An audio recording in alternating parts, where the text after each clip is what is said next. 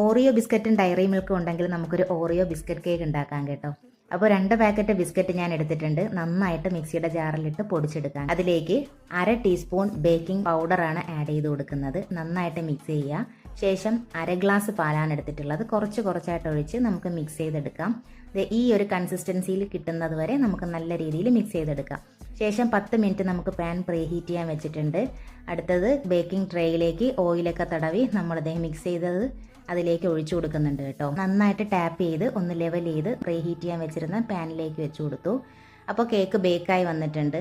Diary milk നമുക്ക് ചൂടുവെള്ളത്തിൽ ഇടുവാണെങ്കിൽ നല്ല രീതിയിൽ മെൽറ്റായി കിട്ടും. ശേഷം നമുക്ക് കേക്കിൻ്റെ മുകളിലൊന്ന് സ്പ്രെഡ് ചെയ്ത് കൊടുത്ത് അതിൻ്റെ മുകളിൽ കുറച്ച് ഡാർക്ക് ചോക്ലേറ്റ് ആണ് ഞാൻ ഡേറ്റ് ചെയ്ത് ആഡ് ചെയ്ത് കൊടുത്തിട്ടുള്ളത്. കുറച്ച് ഷുഗർ ബോൾസും കൂടെ ആഡ് ചെയ്താൽ കേക്ക് റെഡി. അപ്പോൾ ഈസി ആയിട്ട് ചെയ്യാൻ പറ്റുന്ന ഒരു കേക്കാണ്. എല്ലാവരും ഒന്ന് ട്രൈ ചെയ്ത് നോക്കുക. ഒരു മസ്റ്റ് ട്രൈ ഐറ്റം തന്നെയാണ്. ഇഷ്ടമായാൽ ഒന്ന് ലൈക്ക് ചെയ്യുക, ഷെയർ ചെയ്യുക, കമൻറ്റ് ചെയ്യുക, ഒപ്പം സബ്സ്ക്രൈബ് കൂടി ചെയ്ത് സപ്പോർട്ട് ചെയ്തേക്കണേ.